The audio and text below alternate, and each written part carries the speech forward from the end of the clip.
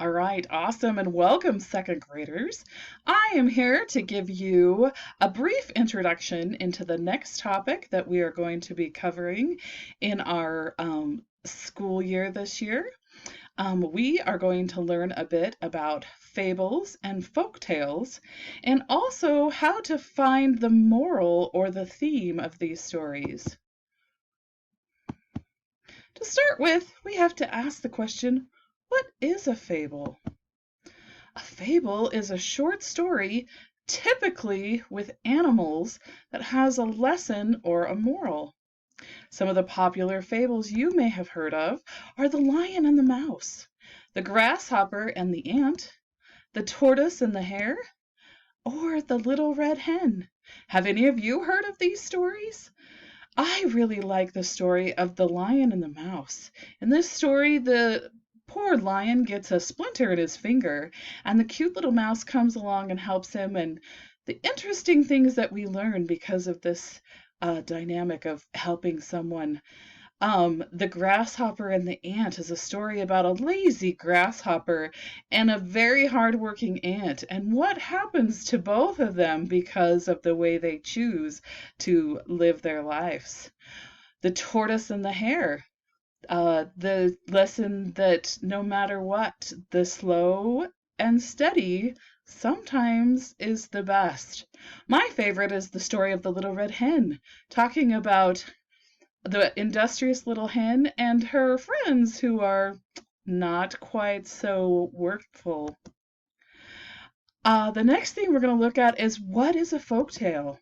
A folk tale is a traditional story that comes from a culture.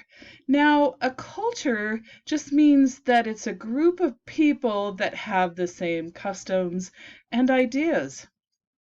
These stories are usually passed on by word of mouth, and they're usually passed down from generation to generation, which means it would be a story that your grandma and grandpa heard when they were little kids, and now they pass that story on and tell it to you.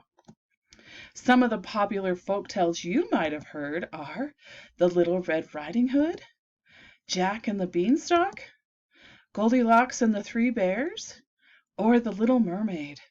What can you tell me about these stories? I'm sure you've heard several of them. Little Red Riding Hood taking her grandmother's stuff in the forest and meeting the big bad wolf. Goldilocks going into the house of the three bears and trying out all of their different furniture and even their food. My favorite, of course, is The Little Mermaid, where she trades her voice for legs. One thing that we have to remember is, while sometimes folk tales teach us a lesson, fables always teach us a lesson. And what do we call this lesson? We call it a moral. So to remember, a moral is the lesson or message of a story. Some of the morals that we might hear in a story are things like tell the truth, do your best, think before you act, and of course my favorite, work together to get more done. Fables and folklore can also have a theme.